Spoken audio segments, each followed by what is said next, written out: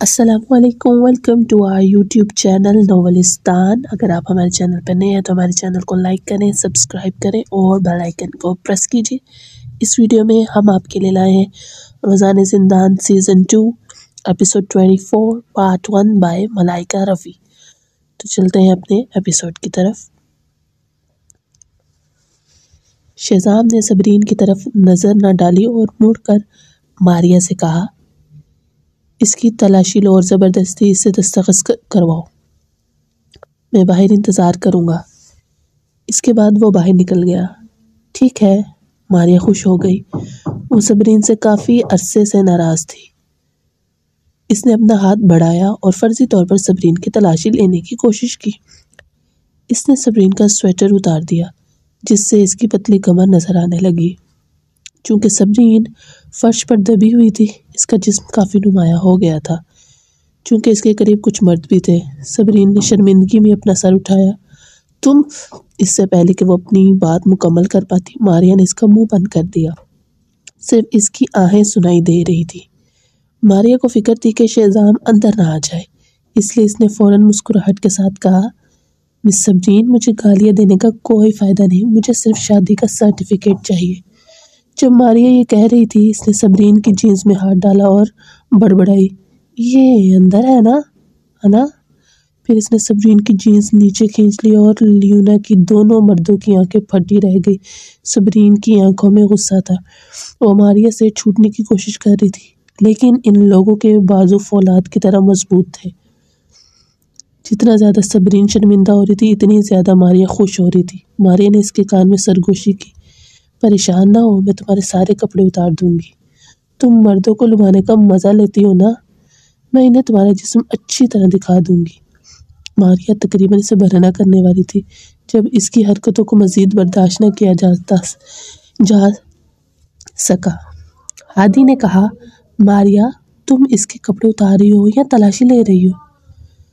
ماریہ نے ہادی کو غصے سے گھورا جب اسے احساس ہوا کہ اس کا منصوبہ صبرین کے ساتھ خراب ہو چکا ہے۔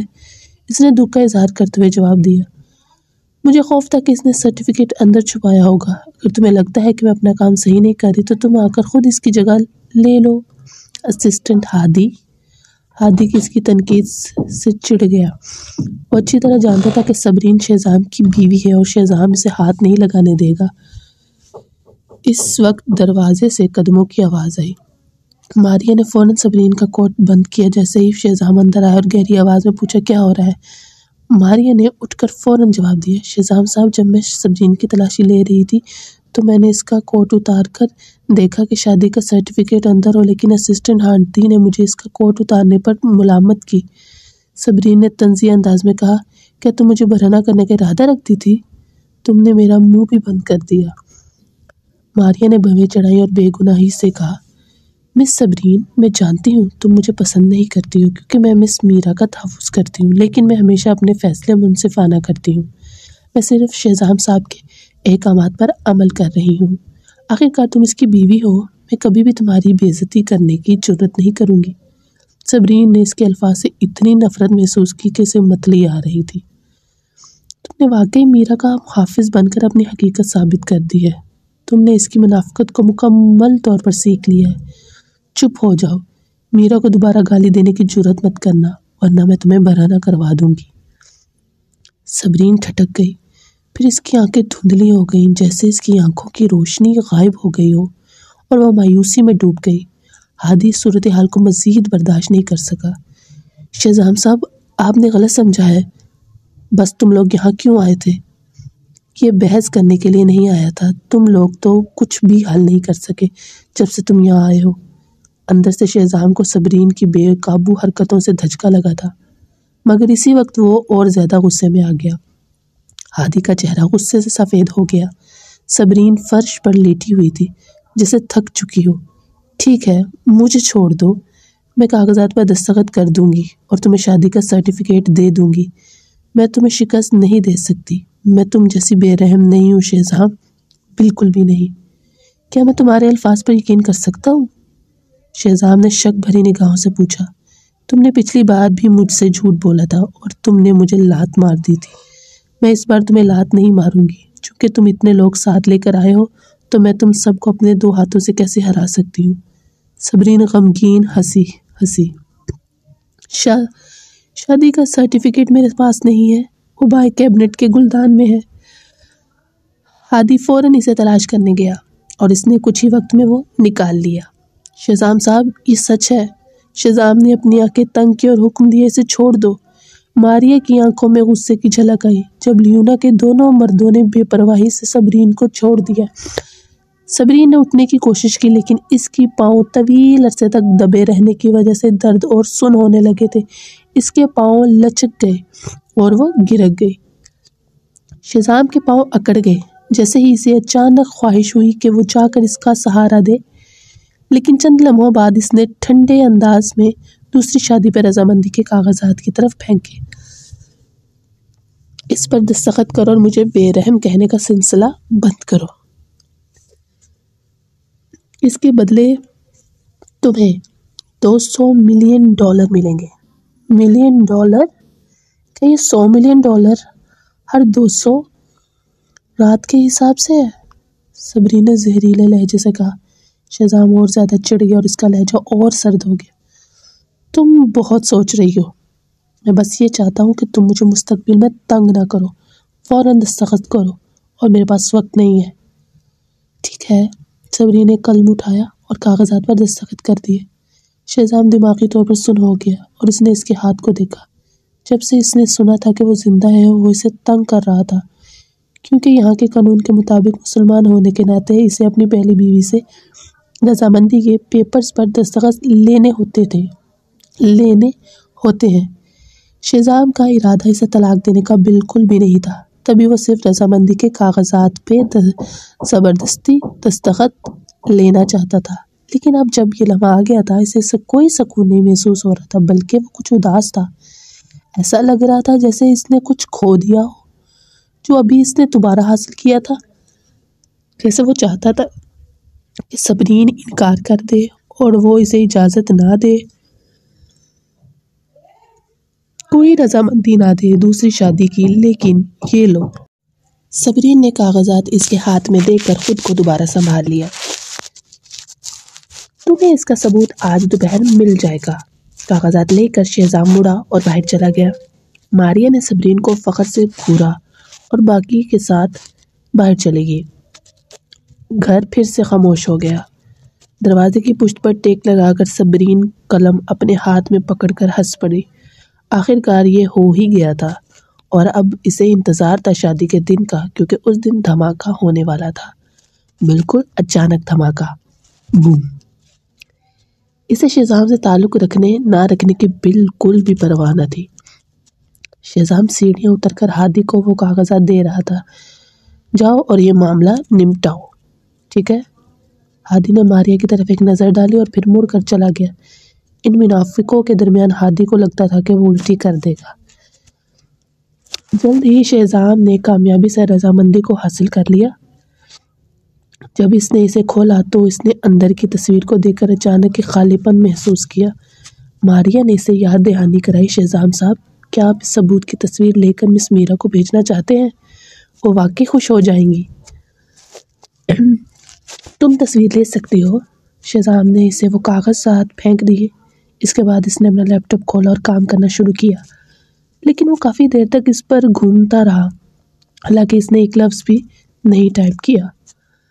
اگلے چند دنوں میں صبرین نے اکثر شہزام اور میرا کے عوامی تعلقات کے بارے میں خبریں سنی. آج انہوں نے ایک ساتھ ہار خریدا، اگلے دن انہوں نے ایک ویڈنگ سیٹ خریدی، اس کے بعد والے دن انہوں نے اپنی شادی کے لیے ہوٹل کا انتخاب کیا. جلدی ہی میرا کا انٹرویو رپورٹرز نے لیا. وہ خوشی سے چمک رہی تھی. جی ہاں، شہری کے ساتھ 10 سال سے زیادہ کے رشتے کے بعد ہم آخرکار شادی کر رہے ہیں. کیا آپ نے تاریخ مقرر کر لی ہے؟ ہاں، یہ اگلے ماہ کے پہلے دن ہوگا جو میرا جنم دن ہے. یہ بہت سوچ سمجھ کر کیا شہزام صاحب نے. ہاں، اب مجھے لگتا ہے کہ میں دنیا کی سب سے خوش قسمت عورت ہوں. صبرین نے مدھم مسکراہٹ کے ساتھ ٹیلی ویژن بند کر دیا. اب تم خوش ہو، لیکن شادی کے دن کا انتظار کرو. میں تمہیں ایک شاندار تحفہ بھیجوں گی اور تمہیں بتاؤں گی کہ جنت سے گرنے کا کیا احساس ہوتا ہے. دوسری طرف رضیہ، تانیہ اور کریم، جنہیں حال ہی میں عوامی طور پر حملوں کا سامنا تھا، انہوں نے اس خبر کو خوشی سے سنا۔ خصوصاً رضیہ نے دہشت ناک انداز میں ہنستے ہوئے کہا، صبرین کا واپس آنا کیا فرق پڑتا ہے؟ شہزام نے پھر بھی کسی اور سے شادی کر لی۔ بالکل، اس نے پہلے شہزام کو مجھ سے چھین لیا تھا۔ آخر کار میری شادی اس کی نسبت بہتر ثابت ہوئی۔ تانیہ کا غصہ کم ہو گیا، تاہم کریم نے اپنے بویں سکیڑ لی۔ تم دونوں کو ایسی چھوٹی باتوں پر دھیان نہیں دینا چاہیے۔ سب سے اہم بات یہ ہے کہ ہمیں لاشاری کارپوریشن کو جلدی واپس لینا ہے۔ رضیہ نے اس کی طرف ناپسندیدہ انداز میں دیکھا۔ فکر نہ کرو، عظیم دن بدن کمزور ہو رہا ہے۔ مجھے یقین ہے کہ وہ لاشاری کارپوریشن پر اپنا دھیان نہیں دے سکے گا۔ وہ زیادہ سے زیادہ 1-1.5 سال اور زندہ رہ پائے گا۔ جب عظیم مر جائے گا تو صبرین ہمارے سامنے کچھ نہیں کر پائے گی۔ اس وقت تک تو ہمارے مسئلے کے بارے میں سب ہی بھول چکے ہوں گے۔ کریم کی پریشانی کم ہو گئی۔ میرے بھائی کے مرنے کے بعد میں صبرین کو اپنے حریف کے طور پر نہیں دیکھوں گا، لیکن یہ بتاؤ، کیا وقاص قابل اعتماد ہے؟ ہاں، میں اس کے بارے میں سب کچھ جانتی ہوں، اور اس کے علاوہ میں نے لاشاری خاندان کے ولا میں ایک جاسوس بھی رکھا ہے۔ اگر وقاص کی حقیقت بے نقاب ہوتی ہے تو مجھے خبردار کر دے گا۔ رضیہ کی چمکدار آنکھیں ایک لمحے کے لیے ہٹ گئیں جب اچانک اس کا فون بجا۔ ہیلو میم، میں وقاص، وہ دوا جو آپ نے مجھے پچھلے وقت دی تھی وہ مکمل ہو چکی ہے۔ مکمل؟ رضیہ نے تیز نظر سے پوچھا۔ دوا تو 1 ہفتے کے لیے کافی تھی۔ جب میں نے اسے کاہو کافی میں ڈالا تو اتنا گھبرا گیا تھا کہ میں نے زیادہ ڈال دی۔ مجھے اسے پھینکنا پڑا اور دوبارہ کافی بنانی پڑی۔ کل اسی پرانے مقام پر ملتے ہیں۔ رضیہ نے احتیاط سے کال کاٹ دی۔ اگلے دن رضیہ نے ایک نیا جوڑا پہنا، کلاسی چشمے پہنے اور شہر کے نواحی علاقے میں ایک گودام کی طرف نکل گئی۔ تھوڑی دیر بعد وقاص بھی گاڑی لے کر پہنچا۔ رضیہ نے ایک پیکٹ اس کے ہاتھ میں پکڑایا۔ عظیم کو 6 ماہ کے اندر مرنا ہے۔ وقاص کا ہاتھ کانپنے لگا۔ کیا مجھے خوراک کی مقدار بڑھا دینی چاہیے؟ رضیہ نے بے پرواہی سے سر ہلایا۔ وقاص نے مکس جذبات کے ساتھ دوا کا پیکٹ پکڑا۔ ٹھیک ہے، میں اب چلتا ہوں۔ ارے کیوں جلدی جا رہے ہو؟ رضیہ نے اچانک اس کا ہاتھ پکڑ لیا۔ ہمیں ملے ہوئے کافی وقت ہو چکا ہے۔ وقاص کا چہرہ ہٹ بڑھایا ہوا تھا۔ مجھے واقعی جانا ہے، مجھے کچھ کام ہے۔ جھوٹ مت بولو، کیا تم میری عمر کی وجہ سے مجھے حقیر سمجھ رہے ہو؟ رضیہ اچانک اس کے قریب آئی اور اس کے سینے پر ہاتھ پھیر دیا۔ تم ہمیشہ کہتے تھے کہ میں تمہاری بیوی سے بہت بہتر ہوں، جو مردہ مچھلی کی طرح ہے۔ مجھے نہیں لگتا کہ ٹھیک ہے کہ تم نائب صدر کریم کے ساتھ نہیں ہو۔ وقاص کو یہ ایسا لگ رہا تھا جیسے وہ خودکشی کر لے۔ جیسا کہ تم جانتے ہو وہ معذور ہے۔ مجھے تمہاری پختگی اور کشش زیادہ پسند ہے۔ رضیہ نے اس کے خوبصورت چہرے کو اپنے لبوں سے چھوا اور اس کی ٹائی کو کھینچنا شروع کیا۔ اسی دوران باہر پولیس کی گاڑی کا سائرن سنائی دیا۔ پھر پولیس کے افسران کا ایک گروہ اندر آیا جو ان کی طرف بندوقیں تانے ہوئے تھا۔ حیرانی سے رضیہ نے فوراً وقاص کا ہاتھ چھوڑ دیا۔ کیا کر رہے ہو تم لوگ؟ ہمیں آپ کے کسی کو زہر دینے کی کوشش کی اطلاع ملی ہے۔ پولیس نے فوراً رضیہ کے ہاتھوں میں ہتھکڑیاں ڈال دی۔ وہ حیران ہو گئی۔ اس نے وقاص کو گھورا، لیکن وہ زمین پر گھٹنے ٹیکے ہوئے ہے اور دونوں ہاتھ سر پر رکھے ہوئے ہے۔ محترم افسران، اس نے مجھے ایسا کرنے پر مجبور کیا، میرے پاس کوئی چوائس نہیں تھی۔ وہ بات کرتے ہوئے شدت سے سر ہلا رہا تھا۔ اسی لیے ہمیں رضیہ کو خوف کا احساس ہوا اور اسے سمجھ آیا کہ وہ دھوکہ کھا چکی ہے۔ نہیں، میں نہیں جانتی وہ کیا کہہ رہا ہے۔ وقاص، تم مجھے الزام کیوں لگا رہے ہو؟ میں نے تمہیں یہاں بلایا تھا تاکہ تم سے کچھ پوچھ سکوں۔ رضیہ، انکار مت کرو۔ صبرین عظیم کو سہارا دیتے ہوئے دوسرے فلور سے نیچے آ رہی تھی۔ عظیم کی آنکھوں میں نفرت تھی اور وہ چاہتا تھا کہ وہ رضیہ کو زندہ ہی کہا جائے۔ اگر وہ چھپ کر رضیہ کی باتیں نہ سنتا تو اسے یہ نہ پتہ چلتا کہ وہ عورت جس کے ساتھ وہ 20 سال گزار چکا تھا اتنی گندی ہو سکتی ہے۔ میں سمجھ رہا تھا کہ تم صرف کریم کے ساتھ خفیہ تعلقات رکھ رہی ہو، مجھے نہیں لگتا تھا کہ تم اور وقاص عظیم اس سے اتنی نفرت محسوس کر رہا تھا کہ وہ مزید کچھ نہیں کہہ سکا۔ رضیہ کا چہرہ زرد ہو گیا۔ وقاص بے بسی سے بولا، صدر عظیم، میری نیت یہ نہیں تھی۔ یہ مسز رضیہ نے مجھے فریب دیا۔ جب آپ یہاں نہیں تھے تو اس کا مطلب ہے کہ تم نے پہلے ہی ہمیں سچ نہیں بتایا۔ صبرین غصہ ہو گئی۔ رضیہ، مجھے کبھی نہیں لگا تھا کہ تم اپنی عمر کے باوجود اتنی بے شرم ہوگی۔ کیا تمہاری بیٹی اور کریم کو اس کا علم ہے؟ اپنی زبان بند کرو، رضیہ پاگل عورت کی طرح چلائی۔ رضیہ، وہ رضیہ، میں نے تمہارا کیا بگاڑا؟ تم نے مجھ سے شادی کی اور میری زندگی برباد کر دی۔ عظیم نے اسے نفرت بھری نظر سے دیکھتے ہوئے کہا، تم بہت بے رحم ہو۔ نہ صرف تم نے مجھے 20 سال تک کسی اور کی بیٹی کی پرورش کرنے پر مجبور کیا، بلکہ تم مجھے مارنا چاہتی ہو تاکہ تانیہ میری وراثت پر قابض ہو سکے۔ اس بار میں تمہیں ہرگز نہیں چھوڑوں گا۔ میرے اوپر الزامات مت لگاؤ عظیم، تم بس اس لیے غصے میں ہو کیونکہ میں نے تمہیں دھوکہ دیا۔ میرا نام بدنام کرنے کی کوشش مت کرو۔ رضیہ نے چیخ کر اس کی دعووں کو رد کر دیا۔ صبرین نے ہنس کر کہا، تمہیں اپنی ضد چھوڑ دینی چاہیے آنٹی رضیہ۔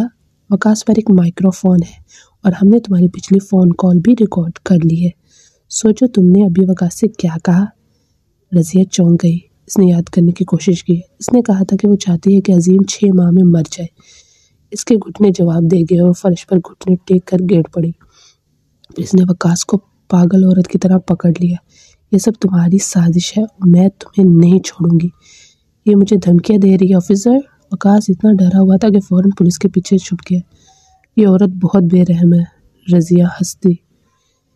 یہ وہ بات نہیں تھی جو تم مجھ سے کہتے تھے۔ تم نے کہا تھا کہ میں تمہاری محبوبہ ہوں اور میں تمہاری بیوی سے زیادہ نرم ہوں۔ میں نے ایسا کبھی نہیں کہا، کبھی نہیں۔ وقاص نے کانپتے اس کی بات کا انکار کیا۔ چند لمحوں بعد پولیس وقاص کو پکڑ کر باہر لے گئی۔ رضیہ عظیم کے سامنے اپنے آنسو بہاتے ہوئے رونے لگی۔ عظیم، میں ایسا کرنے کی نیت نہیں کی تھی۔ جب میں نے تم سے شادی کی تھی تو میں تم سے واقعی محبت کرتی تھی، لیکن تم نے مجھے کئی سالوں تک سرد مہری سے نظر انداز کیا اور مجھے بہت تنہائی محسوس ہوئی۔ اسی طرح میری محبت نفرت میں بدل گئی۔ براہ کرم مجھے چھوڑ دو۔ عظیم نے کڑوے انداز میں جواب دیا، رضیہ، کیا تم نے مجھ سے محبت کی؟ میری دولت سے یا میری حیثیت سے؟ تمہیں مجھ سے بہتر کوئی نہیں جان سکتا۔ نہیں، میں نے تم سے محبت کی۔ وہ تم تھے۔ چاہے وہ کتنی بھی چلائی، آخرکار اسے گرفتار کر لیا گیا۔ وقاص کے جانے سے پہلے صبرین نے کہا، میں نے وعدہ کیا تھا کہ تمہارے رشوت دینے کے معاملات کی تحقیقات نہیں کروں گی، لیکن جب تم جیل میں ہوگے تمہاری بیوی کو پتہ چل جائے گا کہ تم نے اس کے ساتھ دھوکہ کیا اور تمہارا بیٹا تمہارا انتظار نہیں کریں گا۔ وقاص کے دل میں پریشانی کی لہر دوڑ گئی۔ یہی وجہ تھی کہ وہ سچائی کا انکشاف کرنے سے ڈرتا تھا۔ اسے اپنی بیوی، بیٹے اور گھر کا خوف تھا۔ پھر بھی وہ سب کچھ ہار گیا۔ جلد ہی یہ خبر پورے کینبرا میں پھیل گئی۔ رضیہ کو گرفتار کر لیا گیا۔ خبروں کے مطابق جب پولیس نے اس کو گرفتار کیا تو وہ لاشاری کارپوریشن کے سیکرٹری کاسابی کے ساتھ قریبی تعلقات میں تھی۔ خبروں کے نشر ہونے کے بعد اس نے آن لائن کافی ہلچل مچا دی۔ خدا کی قسم، رضیہ کیسی عورت ہے۔ اس نے لاشاری کارپوریشن کے صدر سے شادی کی اور اس کے بھائی کے ساتھ چکر چلایا اور پھر سیکرٹری کے ساتھ افیئر کیا۔ لاشاری کے صدر کو کتنی شرم آتی ہوگی۔ کیا کریم کو اس بات کا علم ہے؟ وہ بے زبان ہو گیا ہوگا۔ میرا خیال ہے کہ یہ عورت اور بھی بہت سے مردوں کے ساتھ چکر چلا رہی ہوگی۔ مجھے یہ تجسس ہے کہ کیا تانیہ اپنی ماں کی طرح چکر چلانے میں خوش ہے، کیونکہ وہ رضیہ کی بیٹی ہے۔ چاہے تانیہ ابھی کیان کے ساتھ بے وفائی نہ کرے، لیکن جلد یا بدیر ایسا ہو جائے گا۔ تانیہ کی ماں سے مشابہت کو ایک طرف رکھتے ہوئے اگر وہ اپنے والد سے ملتی جلتی ہے تب بھی یہ اچھا نہیں ہے۔ میرا یقین ہے کہ کریم اور تانیہ عظیم کو زہر دینے میں ملوث ہیں۔ کتنی گندی فلم ہے۔ بٹ خاندان کو ان سے تعلق ہونے پر افسوس ہوتا ہوگا۔ تانیہ ان تبصروں کو پڑھ کر غصے سے بھڑک اٹھی۔ اس نے بیڈ روم میں ایشٹرے کو اچھال دیا۔ تمہاری ہمت کیسی ہوئی کہ چیزیں پھینکو؟ جیسے ہی کیان کمرے میں آیا اور منظر دیکھا وہ بھی غصے میں آ گیا۔ دیکھو تمہاری فیملی کتنی بے شرم ہے۔ ایک دفعہ خود کو شرمندہ کر دیا۔ کیا اب تم نے میری عزت بھی خراب کر دی؟ میں نے تم جیسی عورت سے شادی کیوں کی؟ میرے ساتھ شادی کرنے میں کیا غلط ہے؟ اگر ہم نہ ہوتے تو بٹ خاندان کبھی بھی کیمرا کا دوسرا سب سے طاقتور خاندان نہ بنتا۔ اس کے الفاظ پر تانیہ نے غصے سے جواب دیا۔ کیان کی آنکھوں میں نفرت کی ایک جھلک آئی۔ پھر اس نے حقارت سے کہا، تمہارے ہم سے کیا مراد ہے؟ کریم تمہارا والد ہے اور اس کے شیئرز عظیم کے مقابلے میں کچھ بھی نہیں ہے۔ اگر مجھے پہلے پتا ہوتا کہ تمہارا والد عظیم نہیں ہے تو میں تم سے شادی کبھی نہ کرتا۔ تم بہت ذلیل انسان ہو۔ تانیہ تکیہ اٹھا کر اس پر پھینک دیا۔ اس کے بعد تانیہ نے اس کا گال پر تھپڑ مارا اور وہ بستر پر گر پڑا۔ تم نے مجھے تھپڑ مارا؟ میں تمہارا شوہر ہوں اور شادی کے اتنے عرصے بعد بھی تم مجھے اولاد نہیں دے سکی۔ مجھے شک ہے کہ تمہارا جسم خراب ہو چکا ہے کیونکہ تم باہر جا کر دوسرے مردوں کے ساتھ چکر چلاتی ہو جیسے تمہاری نکمی ماں۔ کیا تم نے ابھی کیا کہا؟ تانیہ غصے سے کانپ رہی تھی۔ کیا میں غلط کہہ رہا ہوں؟ بہت پہلے میں نے سنا تھا کہ تم دوسرے مردوں کے ساتھ چکر چلاتی اور 16 سال کی عمر سے تم نے گھر آنا کم کر دیا تھا۔ اگر لاشاری فیملی تمہارا سہارا نہ ہوتی تو میں تم سے شادی نہ کرتا۔ اپنی حالت دیکھو، پس منظر یا خوبصورتی میں تم صبرین کا مقابلہ بھی نہیں کر سکتی۔ کوئی تعجب نہیں کہ شہزام نے تمہیں چھوڑ دیا۔ حقیقت میں وہ تمہیں کچرا ہو جیسے میں نے شہزام سے اٹھایا ہے۔ کیان کی باتوں سے اسے اور زیادہ غصے میں ڈال دیا اور وہ اس بات کو طویل عرصے سے دبا کر رکھے ہوئے تھا۔ اس کے بعد اس نے تانیہ کو نظر انداز کیا اور دروازہ زور سے بند کر کے باہر چلا گیا۔ رک جاؤ کیان بٹ، میں تم سے حساب لوں گی۔ تانیہ نے اس کا پیچھا کیا لیکن دروازہ اس کے منہ پر بند ہو گیا۔ اسے ناراض دیکھ کر وہ رونے لگی۔ رونے کے بعد اس نے کپڑے بدلے اور فوراً کریم کے پاس پہنچ گئی۔ ڈیڈ آپ کو موم کو بچانا ہوگا۔ اگرچہ تانیہ کو بھی یہی لگتا تھا کہ رضیہ شرمندگی کا باعث ہے، پھر بھی رضیہ اس کی سگی ماں تھی۔ اس کے علاوہ رضیہ نے ہمیشہ اس کے ساتھ بہت اچھا سلوک کیا تھا۔ اس کمینی عورت کا ذکر مت کرو، کریم نے غصے میں آ کر کہا۔ میں نے اس کے لیے 20 سال انتظار کیا جب تک کہ اس نے عظیم سے طلاق نہ لے لی اور آخرکار وہ دوسرے مردوں کے ساتھ کھیل رہی تھی۔ اس نے کہا تھا کہ وہ وقاص سے ملنے گئی تھی تاکہ اسے دوائی دے سکے۔ حقیقت میں وہ صرف اس کے ساتھ سونا چاہتی تھی۔ ماں ایسی نہیں ہے، یہ ضرور ڈیڈ نہیں ہے، کوئی غلط فہمی ہوگی۔ تانیہ نے سر ہلاتے ہوئے کہا۔ بس تانیہ، مجھے دوسروں سے پتہ چلا، عظیم نے چھنچھلا کر کہا۔ جب پولیس اندر آئی تمہاری ماں وقاص کی شرٹ کھینچ رہی تھی گودام میں۔ دن دہاڑے پولیس کی تفتیش کے دوران وقاص نے یہ بتایا کہ وہ کئی سالوں سے اس کے ساتھ افیئر کر رہا تھا۔ وہ ہر ماہ کے ایک بار ملتے تھے، یا تو ہوٹل میں، گاڑی میں یا باہر کہیں بھی۔ یہ الفاظ سن کر تانیہ کا چہرہ سفید پڑ گیا۔ کریم مزید غصے میں آتے ہوئے بولا، وہ ایسا جانور بن چکا تھا جس کا کنٹرول ہاتھ وائلڈ سے نکل چکا تھا۔ اس کے جسم کے عیب کے باوجود اس نے ارد گرد کی سب چیزوں کو توڑ ڈالا۔ اس کی آنکھوں میں شدید کڑواہٹ تھی۔ اس نے ہمیشہ مجھے حقیر سمجھا، وہ مجھے ایک معذور شخص سمجھتی تھی۔ کریم نے اپنے پیروں پر مکہ مارا۔ اس کی وجہ سے ہی میں نے شیرین کو مارا، لاشاری فیملی کے خلاف کیا اور سارا الزام خود پر لیا، مگر اس نے میرا شکر گزار ہونے کے بجائے مجھے صرف ایک آلے کے طور پر استعمال کیا۔ تانیہ اس بات سے ششدر رہ گئی۔ ڈیڈ، آپ نے شیرین کو مارا؟ کریم نے پیچیدہ انداز میں سر ہلایا۔ اس وقت میں تمہاری ماں سے محبت کرتا تھا، مگر عظیم وہ شخص تھا جسے وہ پسند کرتی تھی، اسے شادی کرنا چاہتی تھی۔ تو تمہاری ماں کو خوش کرنے کے لیے میں نے جان بوجھ کر تمہارے دادا اور دادی کو مشورے دیے کہ عظیم اور تمہاری ماں کو پھنسا کر ایک ساتھ سونے پر مجبور کیا جائے، اور ہم نے انہیں بستر پر لٹایا، مگر عظیم نے تمہاری ماں کو چھوا تک نہیں۔ مگر لاشاری فیملی کا بچہ پیدا کرنے اور عظیم سے شادی کرنے کے لیے وہ میری مدد چاہتی تھی۔ تانیہ یہ سوچ کر دہل گئی کہ اس کی ماں کتنی پاگل جرأت مند تھی۔ کریم نے ایک طویل سانس بھرا۔ میرے ایک دوست تھے جو ورلڈ میٹرولوجیکل آرگنائزیشن میں کام کرتے تھے۔ انہوں نے بتایا کہ ان کے ملک میں خطرناک طوفان آنے والا ہے، تو میں نے جان بوجھ کر شیرین کو فون کیا اور کہا کہ میرا بھائی نشے میں ڈوبا ہوا تھا اور اس جگہ مارا گیا تھا۔ اس کا نام دوہرا رہا تھا۔ شیرین نے فوراً وہاں پہنچی اور وہ طوفان میں بہہ گئی۔ تانیہ نے کریم کی طرف بغض سے دیکھتے ہوئے کہا، ڈیڈ، آپ واقعی شاندار ہو، یہ واقعہ بہت اچھی طرح سے پلان کیا گیا تھا۔ مجھے نہیں لگتا کہ صبرین کو یہ پتہ ہے کہ آپ کا اس کی ماں کی موت سے براہ راست تعلق ہے۔ چپ رہو، ہمیں کچھ بھی بے نقاب نہیں کرنا چاہیے۔ کریم نے اسے خبردار کیا۔ تھوڑی دیر بعد اس نے ایک لمبی سانس بھری۔